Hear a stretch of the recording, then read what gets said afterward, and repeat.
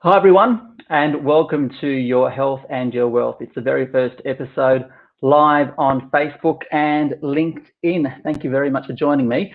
I guess the plan for this series is to explore two of my favorite topics, things that I'm passionate about, and that's health and wealth.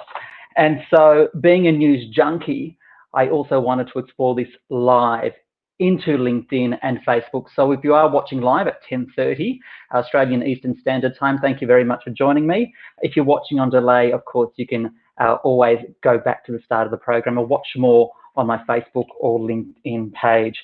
If you do like what you are seeing, like my profile and of course share it so your broader network can see it. So later in the program, we are going to be looking at your wealth with the recession. What does it really mean for you? And what are the do's and don'ts? But first, June is Bowel Cancer Awareness Month. And bowel cancer is the second deadliest cancer in Australia, killing more than 100 Aussies each week. But it is also one of the most treatable types of cancer if found early. So to tell us more, I am joined, hopefully you can hear me, it's Associate Professor Graham Newstead. He's a colorectal surgeon and a director of Bowel Cancer Australia. Graham, have you got me there? I certainly have, Ricardo. I can see you and hear you clearly, and your introduction was perfect because it is certainly treatable. It's actually preventable, and yet it's ridiculously the most common. And in men and women together, it is the most common cause of cancer in our community. The most common for women is breast. Assuming you're not a smoker, let's get that out of the way. So if you're not a smoker and you get your skin checked, the most common for women is breast, and the most common for men is prostate. But both of those are unfortunately not totally preventable. You can have the screening, and there isn't a woman alive who doesn't know she should be screened for breast cancer. But although it's unfortunately not, it has no preliminary situations that we can find a factor before the disease occurs, whereas with bowels, it's the polyps, the little warty growths on the wall of the bowel that turn to cancer. So we should get our prostate checked, we should get our breast checked, but for bowels, it's very simple to check for the polyps, find them, remove them, and prevent the cancer. Okay, so run us through briefly what are some of the major symptoms of bowel cancer? Well, it's the one thing we don't want. When I was a medical student, the symptoms were bleeding and particularly a major change in your bowel habit. Well, the bowel habit change is simply due to, if that is the diameter of the colon and there's a little warty polyp sitting there, it's not going to cause any problems whatsoever until it bleeds. So if we wait till the symptoms are the polyp blocking the bowel and becoming a cancer, it's often too late. So we don't want to have the symptoms, but basically they're a change in bowel habit, abdominal symptoms, crampy pain, that sort of thing, late stage, and of course bleeding. And people go to their GP regularly with bleeding. If you knock on the doors of people out of the blue and say, hello, I'm checking to see whether you ever pass blood, 14% of people that answer the door will say, yeah, I see some blood occasionally, because we all have hemorrhoids. It's not just those that have the lumps and the big swollen bits there and see the blood. We all have hemorrhoids, so we can have blood from them. But the important thing is to be sure that the bleeding is only from the hemorrhoids and not from anything more important. I want to talk about, this is sometimes a bit of an uncomfortable thing to talk about, but I love this new little video that Bowel Cancer Australia has just uploaded. So I want to play it to you. It's only 30 seconds long. We're being told we'll have to adjust to a new normal, but some things are just not normal. Blood in your poo? Not normal. A recent and persistent change in your bowel habit? Not normal. Unexplained anemia causing tiredness and weight loss? Not normal. Abdominal pain and swelling? Not normal. Give a about your bowel and know what's not normal. And to add to Graham, that, Yeah, to add to that, I only wish that I was sitting here with my breakfast at the moment, because we're trying to make Bowel's dinner table conversation. And that's exactly what we need people to talk about it. It's a disgusting topic. And that's why only 40% of the people that are sent the federal government's test kit actually go to the trouble of dipping the little bit of wooden spatula into the toilet water and putting it on the bit of blotting paper strip and posting it off. It's so easy, but we don't want to do that. Yeah, that's what I love about that ad, that it does add to the conversation, and I love the language used. Can we talk about maybe one more immediate issue, for example, because you mentioned, and it's quite specific, right? You mentioned that issue of blood, and I guess a lot of people may only see their doctor or get advice if they see blood in the toilet after they pass.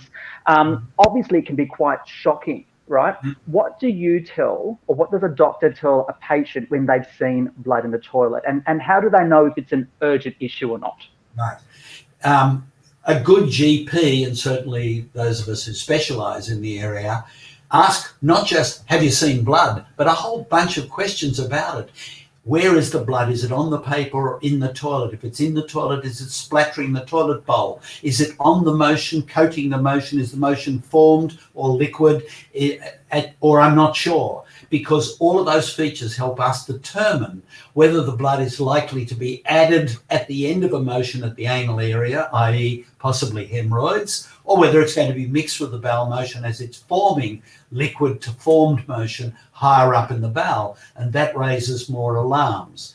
The other thing is that 10% of bowel cancers in Australia are occurring in people under the age of 50.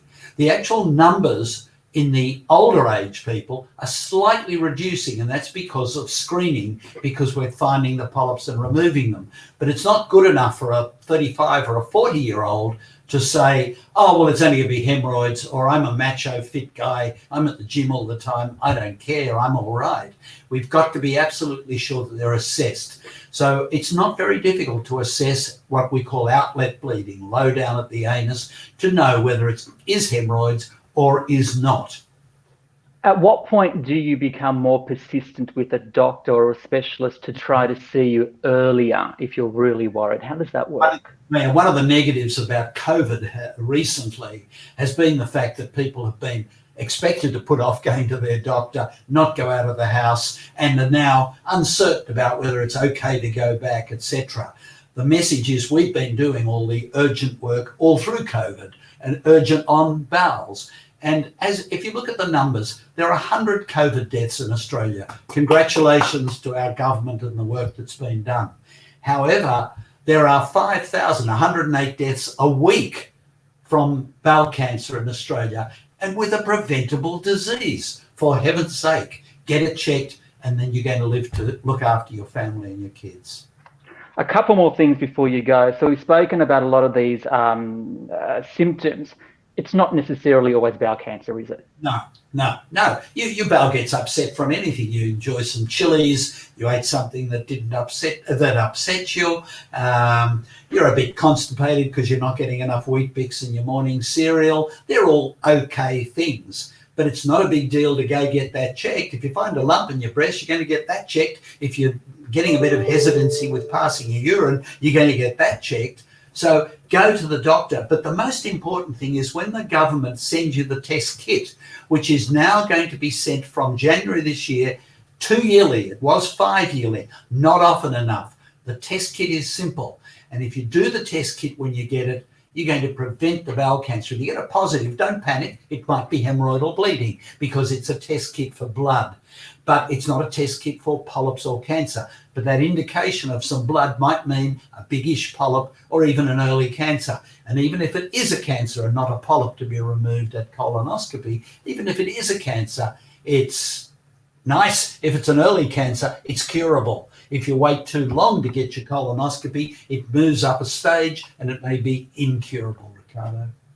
And final question, it's Bowel Cancer Awareness Month, Red Apple Day next Wednesday to help raise awareness. Where else can someone get some support for this issue?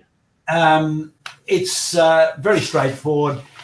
You go to the Bowel Cancer Foundation on bowelcanceraustralia.org. Had to look up our own address.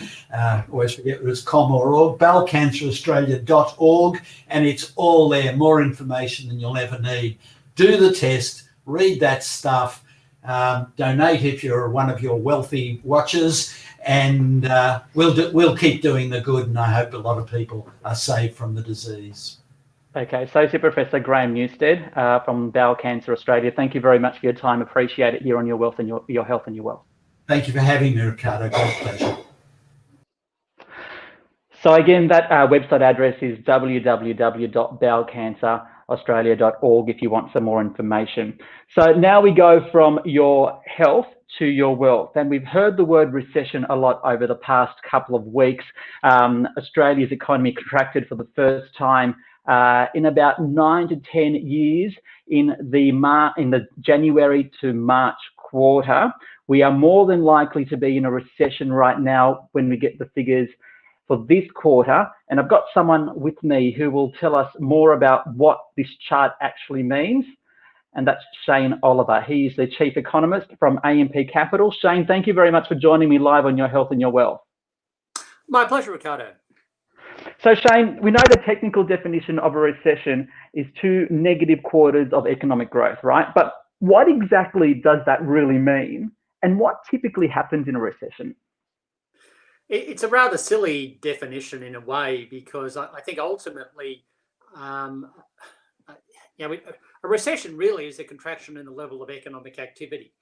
Sometimes we get these contractions because we might have a cyclone come through and it wipes out some bananas and floods a coal mine, for example, and then we have a contraction for 1 quarter, and that's not regarded as serious enough because the next quarter we bounce back up again and it's all forgotten about. So therefore, the two consecutive quarters in a row rule came along to sort of screen out those events, and there's been 3 of them over the last 20 odd years or so that weren't really that consequential. And in other words, to focus on the things that are a lot more consequential, like the early 80s recession or the early 90s recession. And the term recession in a broader sense refers to an environment where the level of economic activity that we see around us, rather than grow, which is what normally happens, it actually goes backwards. You see more shops closing down, you see less people in the shops, you feel a bit wary about spending, you know people who might have lost their jobs, or you might have lost your job yourself, or you might be uncertain about whether you will keep your job. You get smaller wage rises. All of those things are the things we tend to see in recessions. And to be honest with you, we've seen some of those things over the last few decades, but really you had to go back to the early 1990s to see a recession. And therefore, a lot of Australians haven't really experienced one. Is it fair to say one of the key features of a recession is mass job losses or a high unemployment rate? And typically in a recession, you would know someone that has lost their jobs, whereas a depression, you're also likely to have lost your job, right? So the question is, how bad is this jobless rate going to get? And how complicated is it to measure because of the stimulus measures like JobKeeper? Yeah, that's a good question. Recessions have been characterised by a sharp rise in unemployment. If you go back over the last 28 years, we've seen several occasions where the unemployment rate has gone up. It went up after the GFC, for example, but it only went up slightly, from say 4.5% to 6% or something like that. It's a relatively small fall, painful for those who lose their jobs, but a lot of people wouldn't notice it. Recessions have tended to be associated in Australia's history in the post-war period, the recessions of the early 80s and early 90s, with unemployment roughly doubling. We go from around 5% to 10% or thereabouts. And therefore, you tend to know someone who's lost their job. But the reality is that 90% of people still have a job. This time around, it has been somewhat confused because the government knew this was coming. It wasn't your typical recession. It was a very unusual one. We could see the threat from coronavirus. The government took a decision that we want to stop the number of new cases rising dramatically and overwhelming the healthcare system. So we had the shutdown. And that shutdown, by definition, meant things shut down. We couldn't get out there and spend. Some of us couldn't get out to work. And therefore, big chunks of economic activity went backwards. Normally, given the severity of that downturn in economic activity, particularly in areas like retailing, tourism, accommodation, recreation, the arts and so on, unemployment, I reckon, were it not for the action by government, probably would have gone to something like 15%. But we have seen action by government. The JobKeeper program has kept 3.5 million people in jobs. And also you've seen that doubling in the job seeker payment from $40 a day to $80 a day, and the removal of the test that said you have to be out there showing you're looking for a job to be able to get job seeker. So a lot of people just said, okay, well, I've lost my job for this period, but there's no point looking for a job because everything's shut down. So they weren't even counted as being in the labour force. So that had the effect of muting the rise in unemployment. Shane, before you go, I want to bring this back to the mum and dad, the you and I type level, right? What are some of the do's and don'ts during a recession?